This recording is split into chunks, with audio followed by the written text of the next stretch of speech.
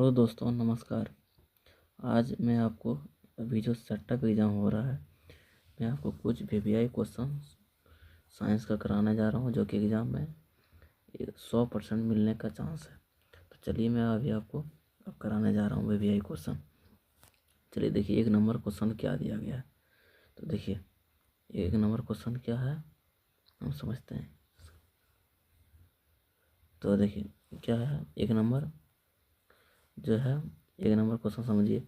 उत्तल दर्पण क्या दिया, उत्तल दर्पण में आवर्धन का महत्व मान क्या है। तो इसका आंसर आपका क्या हो जाएगा, इसका आंसर हो जाएगा 1/2। 1/2 क्या हो जाएगा इसका आंसर 1/2।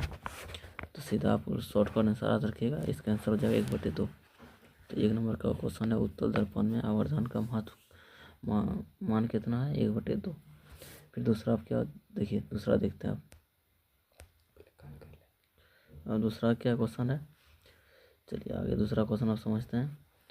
प्रकाश संश्लेषण के लिए दृश्य प्रकाश स्पेक्ट्रम का सबसे प्रभावी रंग क्या है। तो सबसे प्रभावी रंग जो है प्रकाश संश्लेषण में जो दृश्य स्पेक्ट्रम में कौन सा है। तो आपका सबसे प्रभावी रंग आप लोग जानते होंगे, लाल। क्या हो जाएगा ये लाल। ये देखिए ये क्या हो जाएगा, 1 मिनट रुकिए आप लोग, थोड़ा 1 सेकंड के लिए इसको मिटा देते हैं। यहाँ 1 मिनट इसको मिटा दिए। लाल क्या हो जाएगा, लाल। ये क्या हो जाएगा लाल। आंसर हम टिक कर दिए, लाल हो जाएगा। चलिए अब हम लोग 3 नंबर को देखते हैं। अब चलिए हम लोग 3 नंबर को देखते हैं। 3 नंबर में दिया गया है क्या, 3 नंबर में दिया गया है किस युक्ति में विभक्त विलेय द्विक परिवर्तक कार्य करता है। तो किस में करता है, मतलब कौन सा युक्ति है जिसमें विभक्त जो है द्विक परिवर्तक कार्य करता है। तो हम लोग देखिए जानते हैं किस में करता है। तो विद्युत मोटर में किस में करता है, विद्युत मोटर में। किस में करता है, विद्युत मोटर में। तो आप लोग ये ध्यान में रखिएगा, विद्युत मोटर में। चलिए हम आप लोग आगे देखते हैं अब। चलिए 1 मिनट। 4 नंबर क्वेश्चन को समझते हैं। 4 नंबर क्वेश्चन देखिए क्या दिया गया है। प्रतिरोधकों के एक संयोजन में से एक प्रतिरोधक घटा लेने पर कुल प्रतिरोधक बढ़ जाता है, यह संयोजित था। तो मतलब क्या है इसमें, इसका क्या होगा, मतलब ये अगर मान लीजिए प्रतिरोधकों को एक संयोजन में से प्रतिरोधक मतलब घटा लेने पर क्या कुल कितना बचेगा, वही कहने का मतलब यही है। तो चलिए हम लोग इसको समझते हैं। इसका क्या हो जाएगा, समांतर। क्या इसका आंसर हो जाएगा, समांतर। इसका आंसर हो जाएगा ए, समांतर। क्या हो जाएगा इसका, समांतर हो जाएगा। चलिए अब आगे समझते हैं। 5 नंबर में क्या दिया गया है, देखिए 5 नंबर में दिया गया है नाभिकीय ऊर्जा प्राप्त करने के लिए निम्नलिखित में कौन आवश्यक है। नाभिकीय ऊर्जा जो है हम लोग प्राप्त करेंगे। नाभिकीय मतलब मान लीजिए नाभिकीय परमाणु बम जिसको हम लोग बोलते हैं, मतलब ऊर्जा प्राप्त करने के लिए किसका उपयोग होता है। आप लोग सुने होंगे यूरेनियम। यूरेनियम एक ऐसा बहुत खतरनाक धातु है जिससे कि परमाणु बम में बनाने में उपयोग होता है। यूरेनियम जो है, यूरेनियम आप लोग जो देख रहे हैं ये बहुत खतरनाक धातु है।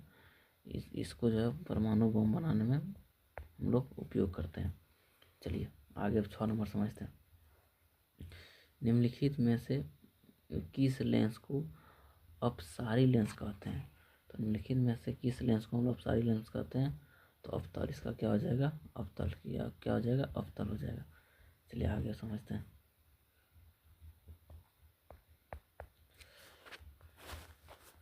7 नंबर क्या दिया गया है। 7 नंबर दिया गया एक प्रिज्म कितने सतहों से घिरा होता है। एक जो प्रिज्म होता है, प्रिज्म कितने सतहों, जैसे ये जो प्रिज्म होती है ये कितने सतहों से घिरा होता है। तो हम लोग जानेंगे कितना सतहों से घिरा होता है, 5। कितना सतहों से, 5। कितना सतहों से घिरा होता है, 5 सतहों से घिरा होता है। चलिए आगे समझते हैं। 8 नंबर क्वेश्चन दिया गया है जूल या कूलम बराबर होता है। जूल जो है किसके बराबर होता है, जूल किसके बराबर होता है, हम लोग आप लोग जानते होंगे वोल्ट के बराबर। किसके बराबर होता है, वोल्ट के बराबर होता है। चलिए अब 9 नंबर जानते हैं हम लोग। 9 नंबर क्वेश्चन क्या दिया गया है चुंबकीय फ्लक्स का एसआई मात्रक क्या होता है। आप लोग एग्जाम में ध्यान दीजिएगा, एसआई मात्रक से SI मात्रक से एक क्वेश्चन फिक्स रहेगा। तो इसका SI मात्रक क्या होता है? चुंबकीय फ्लक्स का SI मात्रक क्या होता है? इसका होता है वेबर। क्या होता है? वेबर। Answer C, weber. क्या होता है? वेबर होता है। चलिए हम लोग 10 नंबर देखते हैं। जो दहन कर ऊष्मा उत्पन्न करते हैं उन्हें क्या कहा जाता है?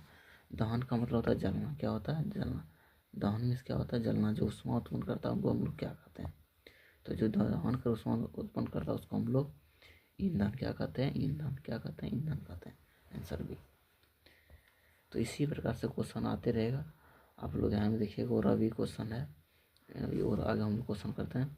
11 नंबर क्वेश्चन दिया गया है, किस दृष्टि दोष के निवारण के लिए अवतल लेंस का प्रयोग करते हैं? मतलब ऐसा कौन सा दृष्टि दोष है, हमारी आंखों में बीमारी होती है, जिसका इलाज के लिए, निवारण के लिए अवतल लेंस का प्रयोग किया जाता है?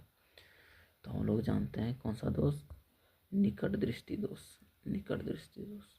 आंसर बी, निकट दृष्टि दोष। Answer B.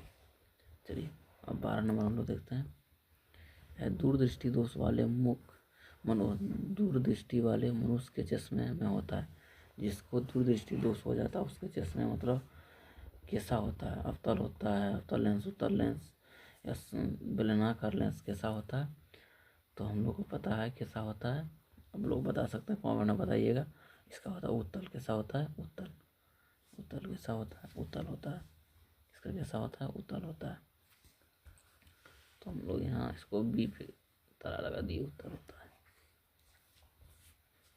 चलिए अब आगे हम लोग समझते हैं 13 नंबर। लघु पतन के समय परिपथ जो है में विद्युत धारा का मान कितना होता है? मतलब क्या होता है? घटता है, बढ़ता है, परिवर्तित नहीं होता है, क्या होता है?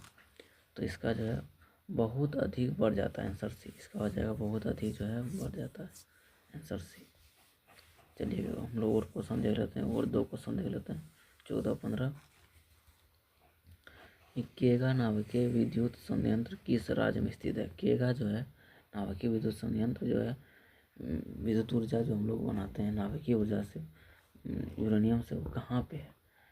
तो हम लोग जानते हैं ये कहाँ पे है? कर्नाटक में। कहाँ पे है ये? कर्नाटक में। कहाँ पे है? कर्नाटक में है। चलिए आगे देखते हैं। 15 नंबर देख लेते हैं।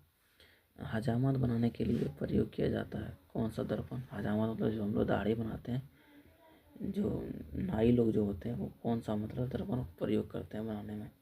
तो हम लोग को पता है, ये भी बहुत सिंपल क्वेश्चन है। अवतल दर्पण। कौन सा? अवतल दर्पण। अवतल। आंसर बी, अवतल दर्पण। समझ गए? तो हम लोग आगे क्वेश्चन जो है बाद में आप समझेंगे। इतना ही काफ़ी है। आप लोग एग्जाम में क्वेश्चन जरूर आएगा, VVI क्वेश्चन है। चलिए धन्यवाद।